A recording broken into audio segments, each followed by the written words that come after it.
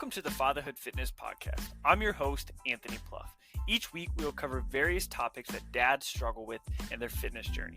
I'll give you actionable steps that you can apply right away, not only to take back control of your own health, but so you're able to be a better example for your kids too. All right, welcome into this week's episode of the Fatherhood Fitness Podcast. Today we have Devon McCuen on. Devon's going to share with us a wide variety of topics from his knowledge of working in various fields, but I'm going to let him introduce himself and then we'll get started. Hey guys, I'm Devon McCuen. I am a health and fitness coach, nutrition coach like Anthony as well. And he invited me on to share a little bit about my past history with alcoholism and coming out of that and kind of how it ties into the health and fitness stuff. Yeah. And so that's kind of a topic, I've brought up a little bit on the show before, but not really too much. I think alcohol is something that has become very normalized in our society. And I say has become, I think it has been for, a very long time, and it can become a problem with a lot of people and they don't even realize it. And so obviously you have firsthand experience about that. So I'll kind of let you share your story and then we can go from there. Okay. Sure. So when people think about with the stigma, alcoholics and addicts, often they think about, there had to be some trauma or some kind of history that led the person to be there. Right. And for me, that's just not the case. I grew up in an amazing family, had everything I needed and wanted and more. And, it just kind of progressed this way. I knew that when I took my first sip of alcohol at like 14 or 15, that I liked it. Right. And for the next, I guess it would be close to 20 years, my life kind of revolved around it. Mm-hmm. Through high school, I drank a lot, and but high school was the kind of thing where I was forced to show up by my parents, so I did just fine. Got a scholarship to college, went on a full ride to Carolina, and that's when things started getting a little hairy. Right, I didn't have someone there holding me accountable. Mm-hmm. Wasn't showing up for class. I did show up enough though to finish. It took me 5.5 years, and moved to Charleston, continued drinking more. Drugs did get involved a little bit, but that was never really my thing. It was always the alcohol, man. And I met my ex-wife in Charleston, working in Charleston, and we decided to move back to my hometown of Anderson, South Carolina in 2016 to open a restaurant with my parents. And I would say that's when I crossed that line. You'll hear a lot of alcoholics and addicts talk about crossing a line, and once you cross it, you could never come back. We went up there, and for about a year, we're opening the restaurant, and we had a lot of free time on our hands. That's when the morning drinking started. That's when the withdrawals from the night before waking up and shaking started. So I would drink to stop those. And it kind of progressed pretty aggressively from there. I can honestly say I don't remember 2016 through 2019 very much. I spent a lot of time in and out of treatment, detoxes, hospitals. This disease almost killed me. First couple treatment centers I went to, I went in with a desire to want to change, but I really went in with the mentality that if I just go through the motions, these people are going to fix me, and that's just not how it works with alcoholism. I like to say it was almost the perfect storm of when I got to my third treatment center in January of 2020, that I was so beat down and done with it that I got there and I was fully surrendered, right? I was like, whatever these people tell me to do, I'm going to do. And I was lucky in the fact that I pulled up that day, and these guys that I'm still friends with to this day, like almost talk to on a daily basis, they greet me. They're happy. They seem free, right? And I'm talking to them as they check me in, and at the time they had like 6 months or a year sober, and at the time that seemed unattainable to me. Mm. Um, but I wanted what these guys had, and I remember going in and sitting in the room. It was called A Room on the second bunk that day, and sitting down and just bursting out in tears, and feeling just completely hopeless because I wanted to change, right? I wanted to stop drinking, but on my own, I could not do it. I had been trying for the past 4 years, and I just could not control it. Mm. And I made the decision that night to take in everything that these guys at the time, the treatment center I was at, I say guys because guys and girls are separated. Mm-hmm. That these guys told me, right?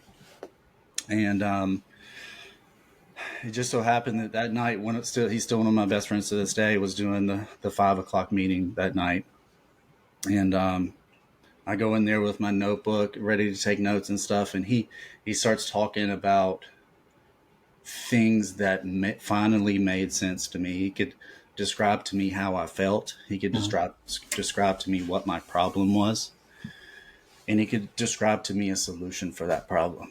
And from that day forward, I my life has completely changed. I had to find what I learned was that it's for the alcoholic and addict. It is not the alcohol that's the problem. It is my perception of life. It is these terrible habits that I've built. It is these fears, these resentments that I'm holding. It is my approach to life and my perception of things around me that was flawed. And I had to fix that within myself. Took Like, people see me posting all this stuff on social media. I started about 3 years ago. They don't see the 2 years of work I put in before that, where I was completely silent. Yeah. I lived at that treatment center for 17 months. Like I said, it was the perfect storm of complete surrender and wanting to change something about myself that almost felt like an innate part of me. For an alcoholic, it is normal to drink. That is our normal, right? Mm-hmm. So I had to go in and look at these character defects of mine, right? What is it that about my perception of life and my personality traits that is causing itself to manifest as me basically drinking myself to death? I had to learn to recognize those things as they crop up and take contrary action to them, right? Learn how to live a different way. And that's a very short synopsis of my story. It got really bad, and now it's really, really good. Yeah. I have a new way to live, a new perception on life, and I'm grateful every day. I'm grateful for the suffering that I went through. I'm grateful that I'm an alcoholic, because without all that, without the personality change, or the some people call it a spiritual awakening that I had to have, without that, I wouldn't be where I am today. So that's kind of a brief synopsis of my story there. Yeah, well, I appreciate you sharing that. I know that that's something that's very personal to you, but I know that not just dads in general, but men, women of all ages, a lot of times they struggle with these things alone, right? They go through these things where, you said you started drinking alcohol when you were in high school, or when you were young, and so this had obviously gone on for 20 years. You said. So at what point did you ever feel like you were the only one going through this, and when did you kind of realize that, like, hey, maybe maybe there are other people that are struggling with this too. And if I do open up about it, maybe I could help somebody. It's tough because, yes, I absolutely felt like that. And it's super tough because if you're not an alcoholic or you haven't had a family member struggle with that in the past, it's impossible to understand, Mm-hmm. right? When an alcoholic says they don't know why they're doing what they're doing, 9 times out of 10, they mean that. Yeah. Like, alcoholics aren't bad people. They aren't purposefully choosing the drug or the alcohol over their family or whatever, but society mostly does make them feel like that, and it's Mm-hmm. unfortunate. Like I lost my wife because of my drinking, and she had every right to leave. Like, it's my life was consumed by it. She was Mm-hmm. protecting her peace. Um, my parents, God bless them, I mean, they did everything they could. The last part of it, the last 3 months of it, I was living with them and making their life a living hell. Mm-hmm. And it eventually got to the point, and I'm grateful for this. And my fiance now, she's in recovery too, will tell you the same thing about her parents. When they decided that, all right, this is enough, you're either going to be homeless or you're going to long-term treatment. It hurt, and I felt judged, and I felt like they were abandoning me, right? But them deciding to protect their peace and force me to go in and make a decision. All right, I'm either going to be homeless or I'm going to go give this another shot, and really, really try this time, got me to that treatment center that day. The Mm-hmm. same thing for my fiance. They kicked her out, right?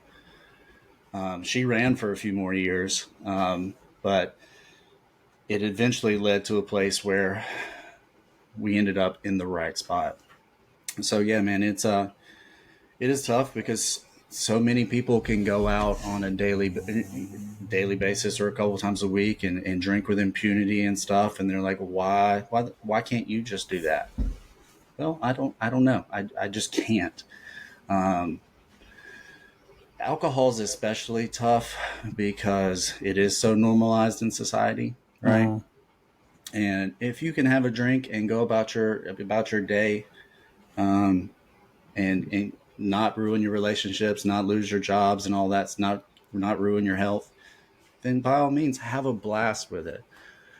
But those of us that have crossed that line, however that came about, we're we're not immoral people, and um, we just crossed a line, and Mm-hmm. it can become back. You can come back from it, but um, often the addict and the alcoholic does feel, unfortunately, very shunned by society still to Yeah. this day. Yeah. Have you had now? You said like obviously you grew up. You felt like you had really good parents, had a good support system and stuff. Did you watch other people struggle with this when you were younger? Yes, kind of knowingly and kind of unknowingly, I've learned more about it as I've rebuilt the relationships with my family and stuff. It does run in my family. Mm-hmm. Both my grandfathers, one I didn't know at all, he died very young from this disease. Mm-hmm. The one grandfather that I didn't know, he died when I was 5 or 6. Um, my aunt, it suffered from this disease too. She just passed a couple years ago. Yeah. Amazing though, she got sober for like 7 years before she passed. Um, so it did run in my family, but I didn't have much direct interaction with it. No. Mm-hmm. So um, at the time when I first 2016, 2017, when I started thinking to myself, oh, this is an obsession, this is bad, like Mm-hmm. I didn't have anything to look at and say, all right, this is where this is going to take me, or this is where I'm going to end up if I keep doing this. Yeah. To me, it just felt, I knew it was wrong, but it felt normal, if that Mm-hmm. makes sense. Yeah. Yeah. I think that's one of the hardest things too. Is like when we um, I've had family members too that have struggled with it, and we kind of think, maybe we're predisposed to these things, or is this just, does everybody struggle with it, right? And so, Yeah. and a lot of times, like I watched my dad's stepmom, my grandma, pass away at 60 years old from complications of this, and she, I didn't know. Like she obviously, like I feel, and I've had multiple family members on my wife's side of the family, same thing, and a lot of times we don't really know what someone is going through. And so I guess going back to when you were going through this, what could someone have done, or was there anything for someone to be able to help you? Like, obviously I know you said you had to come up with that, decision yourself, so it took you 3 times. Right. And I feel Yeah. like, that's very common to hear someone that the first time they go, for some people it really does work. Right. And it Hmm. helps, and they can move forward. But unfortunately, seems to be a lifelong issue, or something that it's a long-term issue. And so Yeah. could somebody have potentially helped you, or was that a decision you felt like you had to make on your own? Honestly, I don't think anybody could have told me anything, right? Mm. Um, that's one of the major character defects that most, if not all, alcoholics share is an extreme. We call it self-will run riot, right? And that's something that you have to overcome. We think that, like I said, we think that what we're doing, even though we may know it's weird or bad, or not everybody else is doing it, it's normal to us.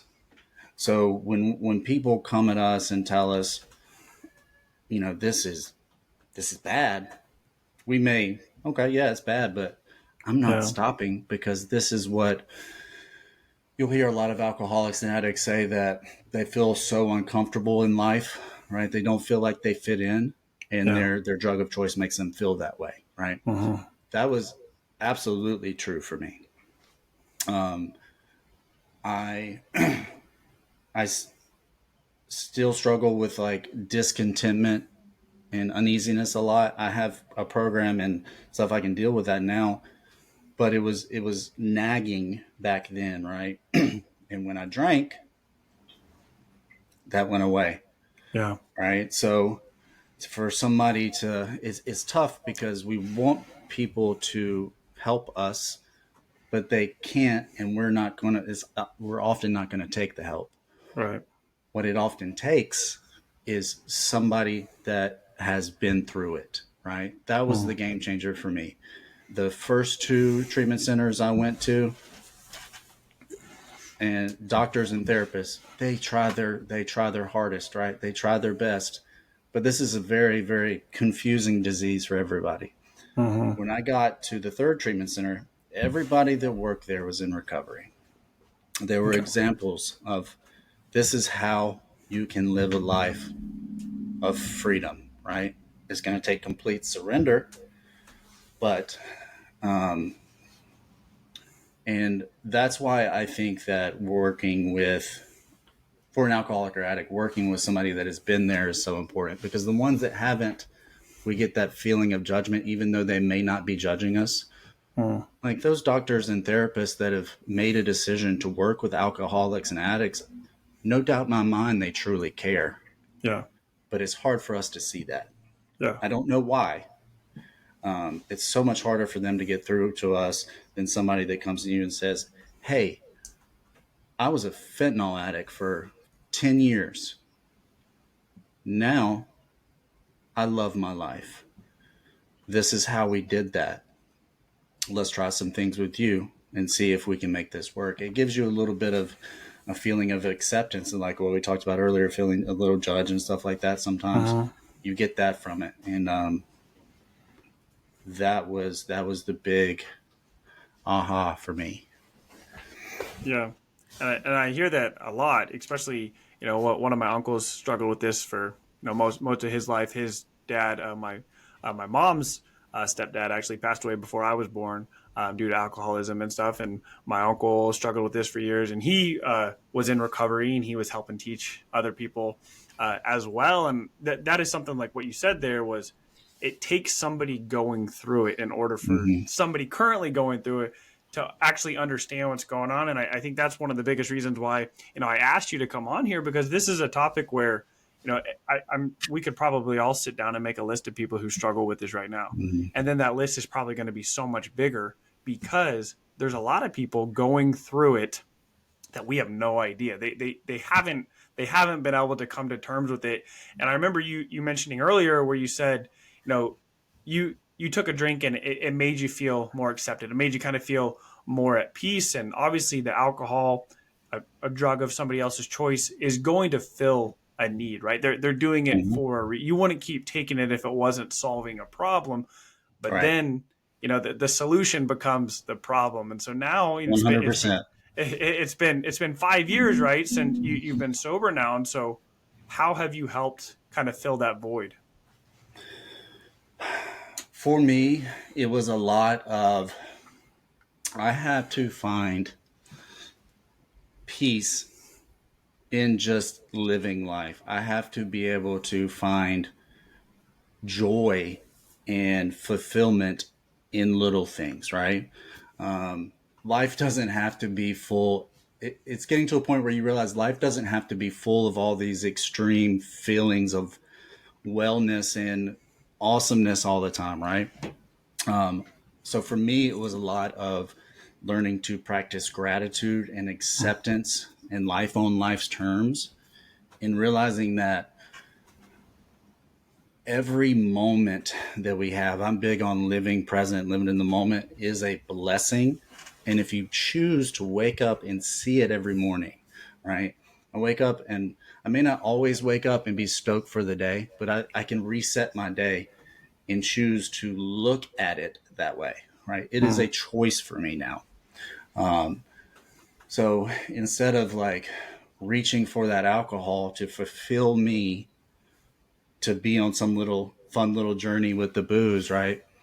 I choose to reach outwards into life, right? And put back into life, Mm-hmm. so that every single little moment that I'm going through can be its own little journey and its own little escapade in itself, right? Um, Now, of course, and there are things that I put in place in my day to that make me feel fulfilled, right? That I like doing. The main thing I try to do is find joy in every little moment. Mm-hmm. But things like the discipline of going to the gym, right? Still staying connected in the recovery community, like going to meetings and going to chair meetings and going to commencements of treatment centers that my fiance is a part of. And then, just rekindling and making more important the relationships that I burnt down. Mm-hmm. Like I'll find any reason to go on a trip with my fiance or go see family or something like that. Yeah. Um, those things, um, the discipline of the, exercise, rekindling old relationships, and then finding peace in every little moment. Mm-hmm. That's what I've filled my life with. And I wouldn't want to live any other way now. Yeah. Yeah. And you said, staying connected to, the community, right? The community that helped you, have your life back, right? Now, Mhm. when it comes to like fitness, nutrition, a lot of times people will hire a coach and they will see great results working with them one on one. Your clients will come work with you and then they go out on their own, and that accountability fades, and all of a sudden the results start fading. And so for you, is this something, being involved in that community, is this something you feel now that you've, kind of gotten back to where you want to be, is being involved in that community something you feel you'll need to do the rest of your life? Yes. And I will honestly say that it's not something that I always want to do. Right. It's part of that. Like I have to wake up and reset my day a lot Yeah. to see the goodness in it. Like there are some people like my fiance, she loves going to do that stuff. Like she eats it up. That's not always the case for me, Mm-hmm. but I can 100% say with 100% certainty that every time I do it, I feel better Mm. about my circumstance, right? I'm able, me being 5 years into this thing now, like I'm able to share my experience, strength, and hope with somebody that's newer in it, and I can get something from them. And then I see the people that are further along than me still kicking and still showing up to meetings. Um, you have to have that sense of altruism for this stuff and wanting to help others. Mm. That's a big part of this. There's nothing, there's truly nothing like the fulfillment you can get from altruism, which means helping others, right? Mm-hmm. That is a big part of my program that I work now. And there's nothing like the sense of fellowship and feeling like, okay, I'm not alone in this stuff. Mm-hmm. I'm not always wanting to go seek it, but I do. It's a discipline thing. Like it has to be with health and fitness and all that stuff. Like I don't always want to show up, but I'm in a point now where I know that this is just something that Devon has to do for the rest of his life.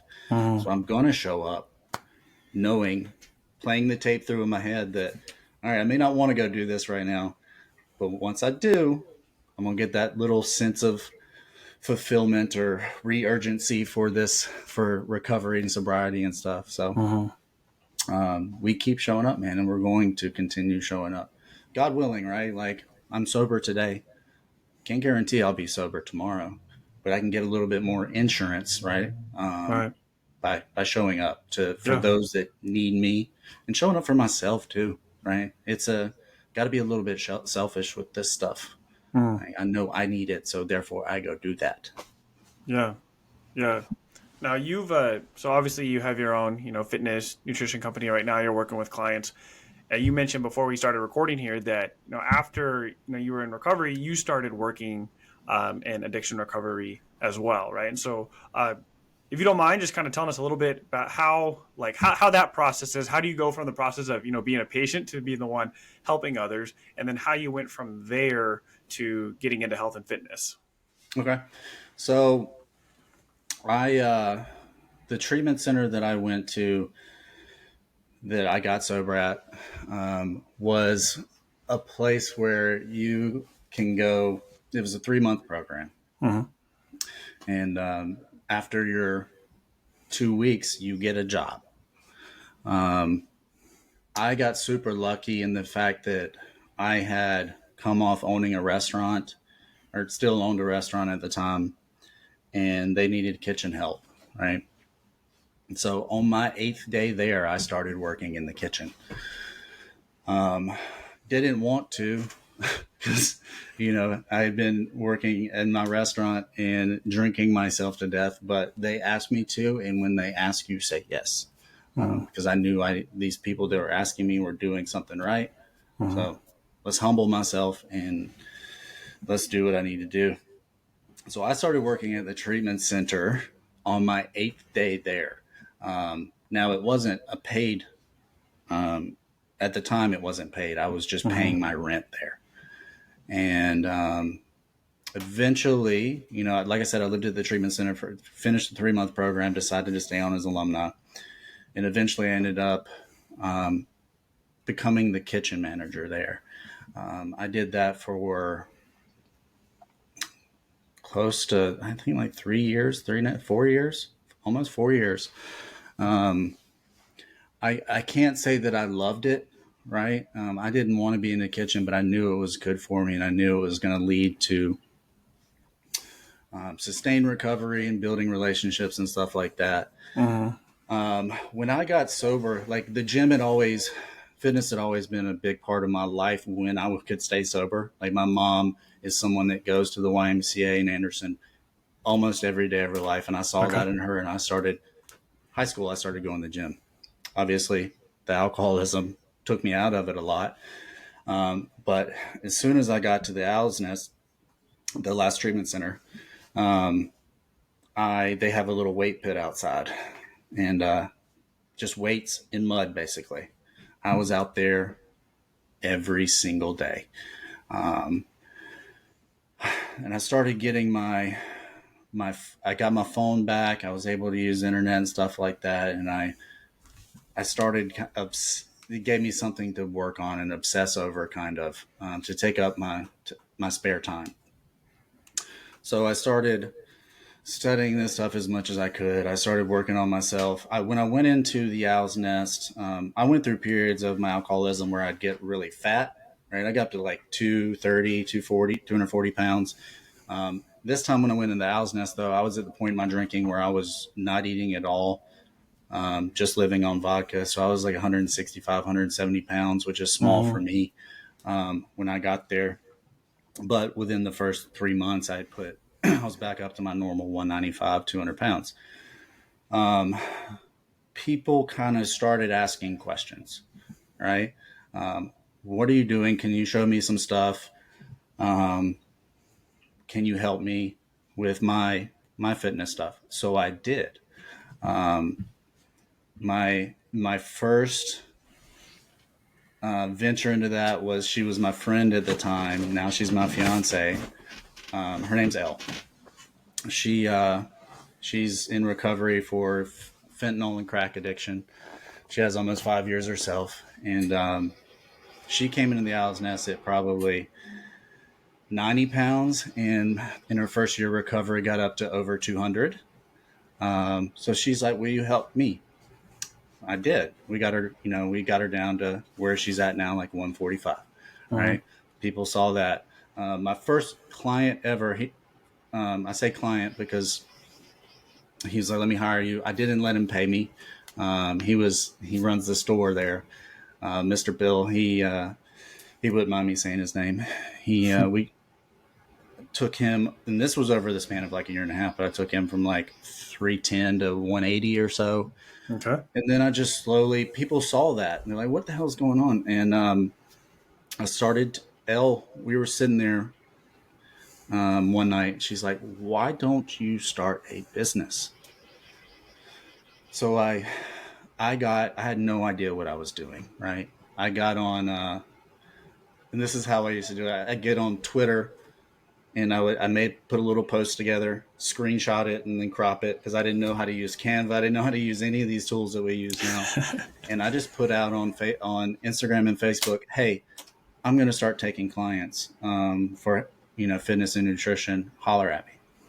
And that's basically how it started.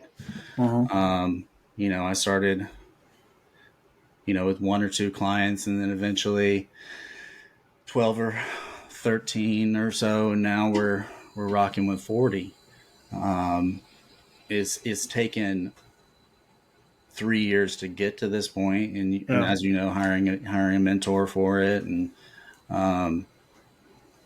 but like I say, it was a perfect storm. None of this, I wouldn't have this business. I wouldn't have everything that I have today if it wasn't for my recovery, going through that, learning what I learned in the process, and the people that it put into my life. Because I don't think I ever would have started the business if Elle wouldn't have said, why don't you do it? Because if you go back on my socials before I made that first post, I didn't post on social media at all. That just was not me. Like getting on a podcast before it, like that's not something that I'm willing to do. The recovery process and the fellowship there and the encouragement there, and it taught me so much about myself and how to be willing to be uncomfortable and try something. And it led me here, man. And the obsession has become an amazing career. And I'm lucky that I get to work with a lot of amazing people, a lot of which happen to be in recovery too. So we get to talk about that stuff too. Most of them aren't, but a lot of them are. And it's super cool to be able to help them in this process too. Because this is a huge part of my recovery, is maintaining my mental health and my physical health, right? I've got to do those things. And like I said, it was a perfect storm that just kind of progressed naturally. Yeah. No, that's awesome. I think that's really cool. Kind of, I mean, maybe indirectly, but like, the alcohol was keeping you from who you needed to be, right? You Hmm. you weren't able to fulfill, the potential of who you were becoming. And I think it's very common for a lot of people to, you have a stressful day at work, you get home, and you have dinner and you crack open a beer, right? One leads to two, two leads to Hmm. three, and three leads to, I'm falling asleep and I'm waking up, and then we start the process over again. And I think a lot of times people try and balance the two where, hey, I'm hitting my calorie goal, I can throw in a couple beers, right? Hmm. I'm doing this, and like you're just making things much more difficult on yourself. And so for your clients in particular, and for anyone, how do you go about that? How do you find that balance where, sure, a couple beers here and there are probably okay, but most people don't just have a couple beers here and there, right? Yeah. We try and get out of it. We try and, I try and teach my clients to get out of that all or nothing mentality. Like, we can either have everything or we can have nothing, right? But when it comes to alcohol, sometimes it is really hard, right, to have Yeah. just a little bit of it. And so, what do you do specifically to work with your clients to kind of balance that? I think it's important for the clients that do drink and maybe drink a little bit in excess, to understand what is actually happening when they do that, right? A lot of people just think that it's if you're trying to lose weight, it's just yes, it is just calories in, calories out that matters for fat loss, but alcohol causes other things to happen that can affect that, right? It Mm-hmm. messes with your sleep. Um, if you drink in excess, it causes you to make less than mindful decisions, around food later in the night. Yeah. Um, cause you to be hungover, dehydrated the next day, worsening your performance in the gym. Mm-hmm. So a lot of clients don't really understand that part of it. They're like, well, it meets my calorie allotment. I'm good. Well, for fat loss, probably so. But if you're drinking in excess, if you drink much more moderately, those other things are going to get in line too. Yeah. And then if it's somebody that's just having one here or there, that's fine.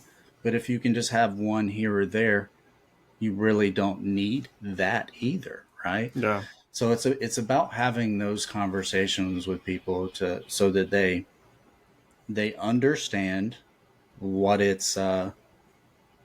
what is causing physically to happen, Mm-hmm. and hoping that they can get to a point where they understand that and they can begin to make decisions around alcohol a little more mindfully, whatever they may be. If they Mm-hmm. choose to still drink, so be it. But make that decision mindfully, right? Make that decision to do that mindfully, knowing the effects that are going to happen because of that. And don't, you know, show yourself some grace and don't beat yourself in the butt because Yeah. things aren't happening like you want them to happen because you made that decision mindfully, right? Mm-hmm. Um, so that's kind of the way I approach it. Right? Let's understand what's actually going on, and let's work on your mindset around it. If you're going to do it, make the decision mindfully. If you can work on not doing it, then that's pretty badass. Like, I was obsessed over alcohol, and I um, haven't had a drink in over 5 years, Mm-hmm. and I don't think about it at all anymore. And for somebody that just drinks casually, it's much easier to do. Right. Um, but again, if you're just drinking casually, it's okay. Just make the decision mindfully and be aware of what's Yeah. going on with your body because of that. Yeah.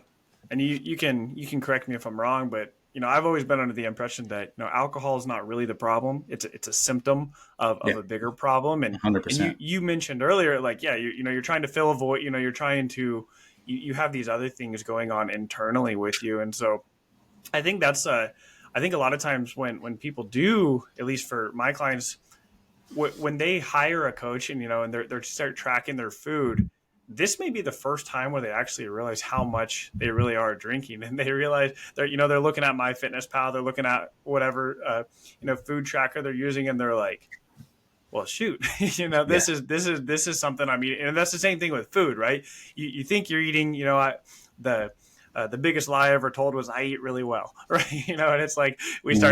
we start tracking things, we understand what's going on, and the same thing goes for alcohol. If you're honest with yourself, I mean that's a good thing. If you're being honest, you're tracking your actual alcohol intake, but it can be really eye opening, right? Because I think that's where the awareness comes on, and like you said there, if you are choosing to drink, be mindful of it, right? Mhm. Understand what's going on. If you're having a couple drinks every once in a while, not that big a deal, but we have to figure out how can we prevent it from being a couple drinks a few times a week to a couple drinks every single evening.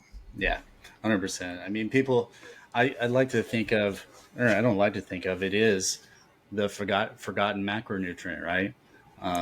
There's 7 calories per gram of alcohol, um, and I, we all know that our wine pours, people's wine pours aren't what they're supposed to be, right? You may think you're getting your 4 or 5 ounces of wine, but Yeah. once you actually measure that stuff and look at it, most people are pouring like double glasses, right? Yeah.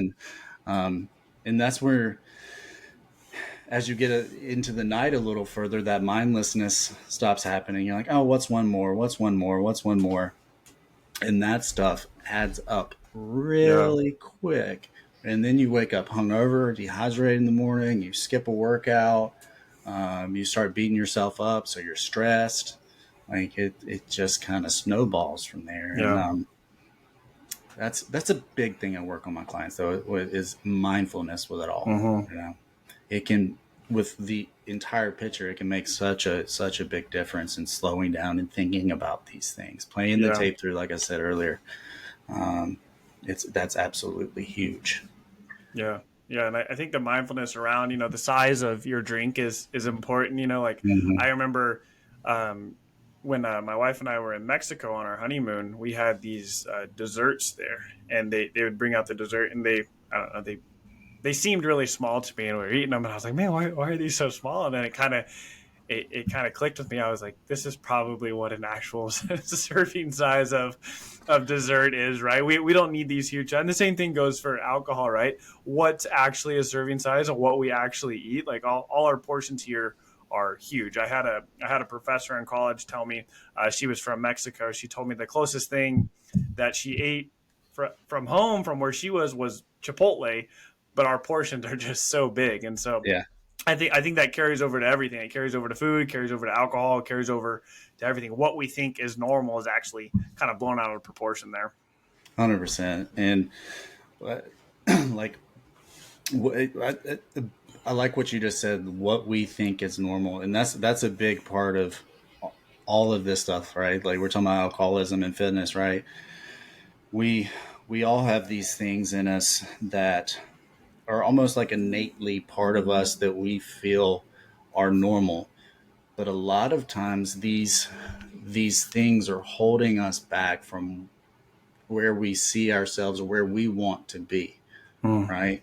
And if we can work to recognize these things that we see as normal that are holding us back, Mm. whether it be your 3 times a week cocktail nights or your bowl of ice cream every night or your just general overall laziness or even fear of the gym or fear of change, any of those things are kind of part of us now. If we can work to recognize those and work to set slowly new normals into place, take contrary action to those things, right? Mm-hmm. Um, that's how lasting change with all this stuff is made, right? It's not all right. Let's take the booze out and not work on your mindset around it. It's not let's eat 1,200 calories and go walk on a 2 hours treadmill a night and lose 20 pounds real quick. It's about what are the things that are innately in us that are keeping us from doing that. Let's recognize those and let's make a change in those things Mm. over time, slowly, so that these changes we want to see, whether it be drinking less or getting in better shape, become the things that are now part of us. That's the big aha, at least in my eyes. Yeah, no, I think that's really great, and I think that's a really great summary to kind of everything, you've been talking about here. Just, taking it slow, changing the way you're viewing yourself, viewing other Mm-hmm. things, and, actually solving, the real problem, and not just dealing with the The symptoms there. symptoms. Yeah. Yeah. Yeah. Well, Devin, this has been a really great episode, and I really appreciate you coming on here. I know sometimes, and maybe it's gotten easier for you now. It's been 5 years, but it's probably still difficult at times to open up and share about these things. And so Oh, I for know sure. I really appreciate that, and I know those listening to the show appreciate that as well. Before I let you go here, what's one big takeaway, or what's one action step, I guess, that someone could start applying to their life right now to start making those changes if they are struggling with alcohol? I think the biggest thing is going to be acceptance, right? Admitting to yourself and fully conceding that you have a problem with it or something that you'd like to change. If it's not necessarily alcoholism and you're probably just drinking so too much, you have to truly accept that about yourself. You can't just say, oh, I know I need to change, but it's really not that bad. You have to really come in and say, all right, this isn't great. I accept that this is a little bit of a problem, Mm-hmm. and then be open about it. That's the hard part, is being open about it. You have to communicate it, because there are people out there that can help you, and there are Yeah. people that would love to help you. But we're really good at hiding it and stretching Right. this thing out over years when it doesn't need to be. Yeah. So if you can accept that about yourself, truly believe it, and know that it's okay, it's not your fault, then speak up about it. There are people that will help. I'm one of them. Message me. There are people that will help. It's truly about acceptance, and then from there, that's when the change can start. But if you don't accept it about yourself, it's really hard to change. Yeah. Yeah. That's great. Thank you so much for coming on here again. Where can people find you on social media, or yeah, where can people find you online to follow you? So I'm at Devon McCuen on Instagram Okay. and Devon McCuen on Facebook. Those Okay. are the two main places I use. Awesome. Awesome. I will get those links and I will put them in the show notes. But once again, man, thank you so much for coming on here and being so open and vulnerable. We really appreciate it. Of course, Anthony, it was a pleasure. That concludes this episode of the Fatherhood Fitness Podcast. Thank you for those of you who took time out of your busy schedules to listen. If you have any questions or comments or an idea for a topic for a future episode, please feel free to reach out, and I'd love to hear from you.